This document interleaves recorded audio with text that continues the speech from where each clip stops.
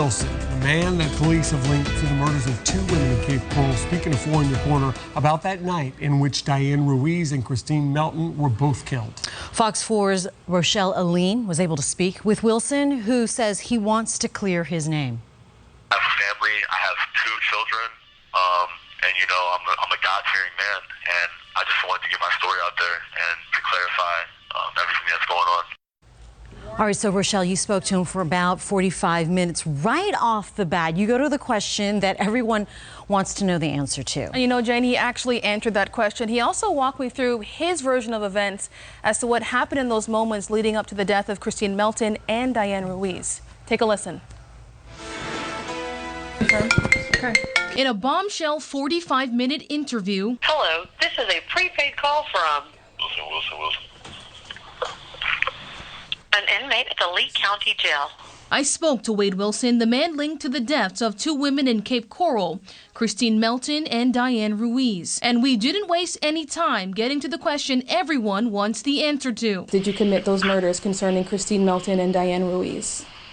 No, ma'am, I did not commit these murders, and I'm innocent. What Wilson does admit to is seeing both of those women in the time leading up to their deaths. According to Wilson, he first met Christine Melton the night of October 6th at the Buddha Bar in Fort Myers. A police report confirms that he did go there with his now ex-girlfriend, Mila. I did leave the Buddha with Kristen. Wilson claims he, Christine, and her friend all went home with the man they'd met at that same bar.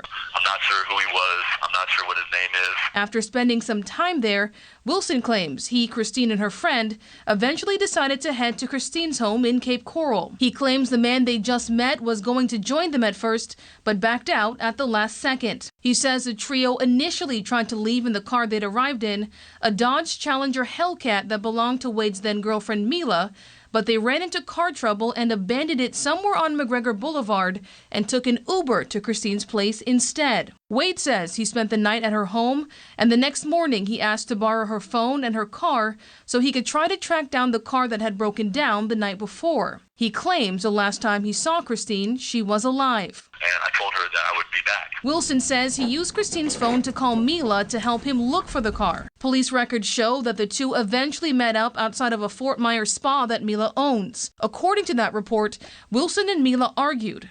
The report claims that fight ended with Wilson viciously attacking her outside of the business. He has been charged with battery in the case, but according to Wilson, I can tell you this much, I didn't beat her, I can tell you that. After that, Wilson says he left Mila and decided to drive back to Cape Coral to return Christine's car. While driving, he claimed he drove right past Diane Ruiz and stopped to ask her for directions because he couldn't figure out where he was. She helped me out with the directions, and then she actually asked me for a ride. He claims he drove her for about 5 minutes and then dropped her off at a bus stop, alive and well. Does it concern you that you're one of the last people to see them alive and nobody knows what happened to them at this point?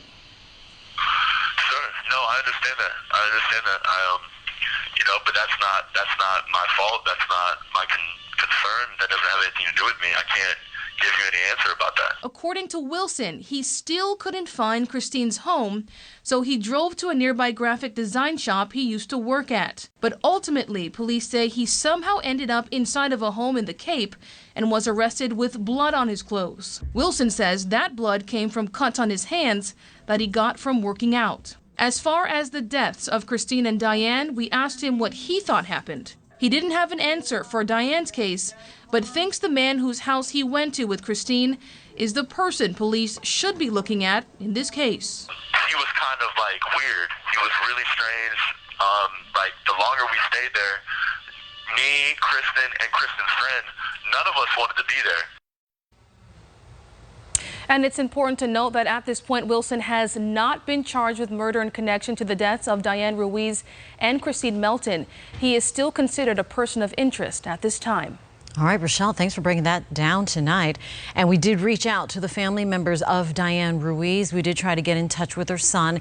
We haven't heard back. We also visited Ruiz's home tonight where we spoke with her fiance.